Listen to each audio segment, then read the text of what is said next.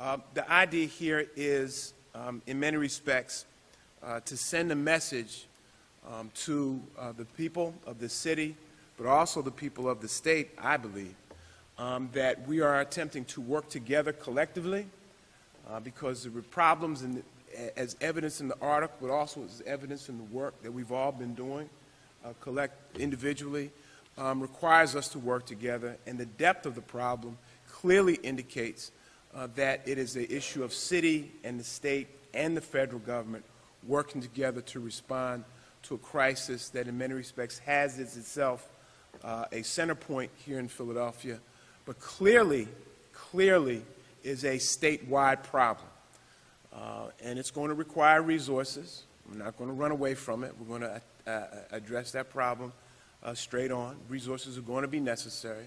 There used to be resources that largely were driven at the federal level to come into cities all across the state and all across the nation to address the issue of lead. That money has dried up. We're going to have to figure out how to get those dollars flowing again because you cannot remove lead out of communities if you don't have the resources together to pay for the folks to do the actual work and to do it correctly. But clearly, this is an issue that all of us have to work together on collectively, utilizing best practices that we find collectively from around the nation, utilizing best practices that can work in each of our communities. Understanding this, that from a statewide perspective, the problem of lead was evidenced as a result of a statewide analysis of cities that tested at higher lead content level for their children, higher than the children in Flint, Michigan. Maybe the only thing good that came out of the issue of Flint was the fact that it really galvanized more public attention to the issue of lead. That's probably the only thing good that came out of that. But cities like Altoona, cities like Erie, cities like Allentown, cities like Bethlehem, Scranton, Wilkes-Barre, Reading, Chester, communities, Pittsburgh, all across this state have higher lead content with their children than the children in Flint, Michigan. So this is a statewide problem. But I think what we have heard in my very quick conversation within 24 hours, and I may be generous with the 24-hour time clock, because someone told me they got a call at midnight last night, all right? Okay.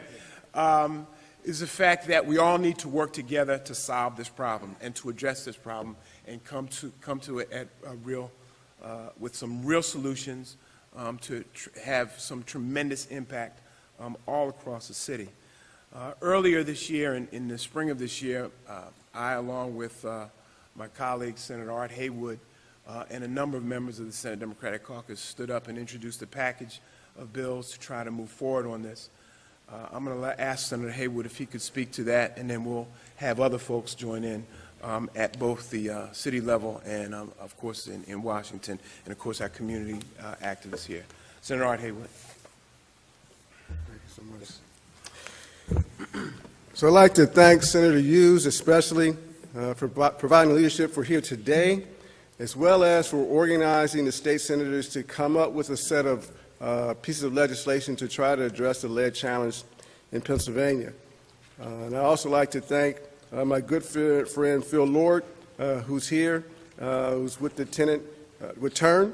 I got to disclose I'm a treasurer for TURN and have been a longtime activist and a housing activist. So today I'm going to speak not only as a state senator, but also as a housing attorney who's been a housing attorney for 30 years. I shared with the Senate that last winter this year, I visited Flint. My mother lives in Toledo, Ohio. It's only about an hour from Flint. I thought I would see what was going on for myself. I did. And what I saw were places on streets where there were bottles and bottles of water where people had to go to get water for themselves. Long lines of people having to get water. I met the mayor of Flint, and she told me story after story of families and individuals who couldn't wash their clothes, who couldn't provide water for their children. I met a state senator who said even though there had been some clearance for use of the water, he still wasn't going to allow his 6-month-old to drink any of the water in Flint. So I left Flint with a clear sense of sadness. It was compounded when the mayor said to me that the Flint GM plant had switched their use of water months before the city, and they were aware that the water was messing up the engines for the cars. Yes, that same water was messing up the brains for the children. So this is the challenge that we have today. My legislation focuses primarily on schools, requiring schools to test.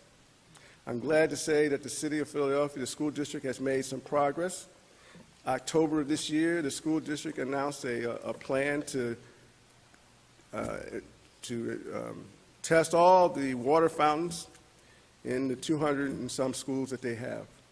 They announced that they've, looks like they've tested between 20 and 40 already, and they want to test the balance for the rest of in the next 18 months. The school district has also said that they're testing at a standard of 15 parts per billion, which is more strict than the normal EPA standard of 20 parts per billion. So we do have some leadership here in Philadelphia. School districts got a long way to go, but they are beginning that process. Now as a housing attorney. So I've represented individuals facing housing discrimination for a significant part of my life. One of the things I realized in all of those cases is that in order to get individuals to comply, there has to be a cost of compliance that's higher than the cost of ignoring the challenge. The cost of noncompliance, attorney's fees, emotional damage, those costs have to be higher than the cost of noncompliance, and that's what we face here. The cost of allowing lead in the homes has to be higher than noncompliance. Again, I want to thank Senator Hughes for his leadership in bringing us all together, not only here, but throughout the state. Thank you. Thank you, Senator Haywood. Keeping at the state level, I'm going to ask our representatives, our chair of the Philadelphia delegation, the House of Representatives, Maria Donnatucci, along with Representative Donna Bullock, if they want to come forward and speak now. Thank you, Senator Hughes, and thank you to everybody that's here today. I stand here today representing the Philadelphia delegation of lawmakers in the House of Representatives. I can tell you that the health, welfare, and safety of the children of our city is #1 to us. With the votes that we take, issues we raise, and problems we tackle, protecting Pennsylvania children is always a common denominator. Personally, this is an issue I have been worried about for over 30 years. This isn't a new problem. The house we live in was built in 1905. When my late husband, Bob, decided to start a project to take our woodwork down to the original wood by burning off the paint, I didn't come home with our newborn son, not until the lead paint was gone. But I was lucky. My parents lived a few blocks away. This is not an issue I want to see any new mother or parents of toddlers still have to be dealing with today. Let me be clear. While there is a level of lead in children that has been determined by the Center of Disease Control to be considered high enough, there is no safe blood level in children, none at all.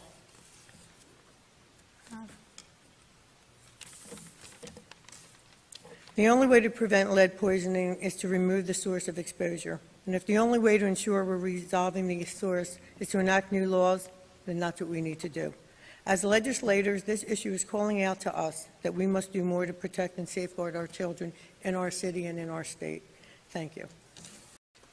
Thank you very much. In fact, I'll ask my council members to come close because we are all together. We've all been talking already about having hearings or what it is we should do, and I'm grateful to the senator for bringing us all together, and the Senate who's here, our president, and all who are here. This is such an important issue. I was talking to Lieutenant just upstairs, we thought we were past this issue. We thought we had had this discussion and hearing so many years ago when the late Lucian Blackwell was around. This is not a new issue. It is just amazing to me that we have to fight it all over again because people don't check, owners don't make sure that they protect the citizens of our city. They don't make sure that they protect people in need and people who can't do it for themselves and people who may not have enough money to pay what they would like. And so we are grateful. We are all together. We are all of one mind. We are all ready to do whatever it requires to make life better for all people. All people have a right to fairness, to dignity, to safety, and all of us in City Council are there. Thank you.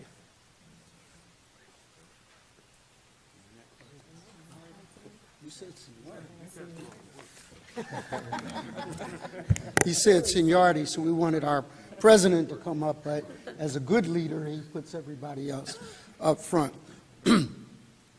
First of all, Senator, thank you for the rapid response that we have. In order not to be Flint, Michigan, you shouldn't wait until you let the issue catch up. You should respond quickly, which you did. Within 24 hours, here we are.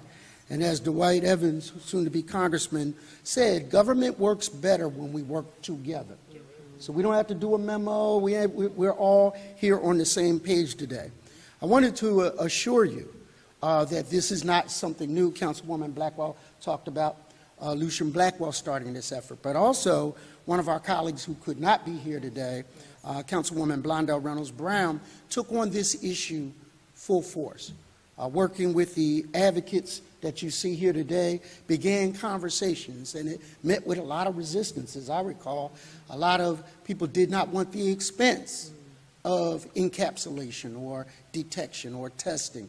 But as you can see, an ounce of prevention is worth a pound of cure. And we need to safeguard our babies. I mean, you almost had me in tears, Representative, about that. So many of our children do not have the resources to remediate, to encapsulate, or to provide proper medicine as a result of that. But I want you to know, by way of the record, that in 2008, Councilwoman brought this issue up. In 2010, she and worked very diligently with all of the stakeholders to find a proper way to address this. In 2010, Councilwoman Reynolds-Brown introduced legislation on testing and prevention, and we have passed that and have worked with organizations like HAPCO to make it palatable. So this is the next leg in this relay, and we are determined also to work with the school district, because not only do we need to protect our babies that go there, but the teachers and staff that work there, and they should not have to bring their own water.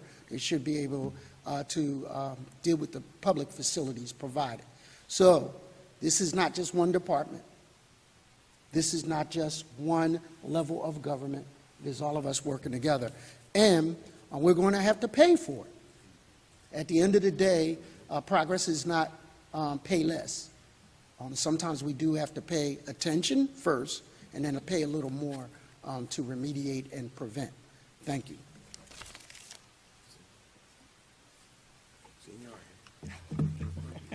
Good morning. Good morning.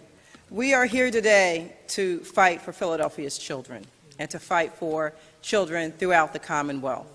This is a very serious, serious matter. And I agree with Councilwoman Blackwell, who just said that, you know, this is an issue that should have been addressed. This is something that should have been done. We shouldn't be here right now in 2016 still talking about this issue. And so we're going to do whatever is required to keep our children safe, to hold folks accountable, particularly landlords. It is unacceptable to ever say a child shouldn't be living here. Unless you're living in a bar, children have the right to be able to live in quality housing in their neighborhood, whatever neighborhood that may be. And so we're going to continue that fight. There are things that we can do right now. When we go into a property for adoptive modification, when we go into a property for basic systems repair, we need to identify properties that have lead paint, that have lead coming through the water source, and we need to fix it. And as the chair of the city's Health and Human Services Committee and also chair of Parks and Recreation, I would say that if we can fix parks, recreation centers, and playgrounds, then we can fix this too. This is not an unknown. This is something we should fix, and we need to fix it right now. Thank you. Thank you very much. My name is Helen. I'm the chair of City Council's Committee on Children and Youth. I want to thank Senator Hughes for pulling this and convening this together, my council president for convening the Council Committee on Children and Youth, and especially my council colleagues. Last spring, we introduced a package of bills that was looking at expanded lead testing and disclosure within our city that would affect schools, daycare centers, and homes in particular. I share the concerns of all my colleagues in saying that we are both outraged, heartbroken, and angered about the situation that faces so many of our city's children and families. The reality, though, is that even as we pursue legislative fixes, what we need is a much more comprehensive review of larger systems that are in place.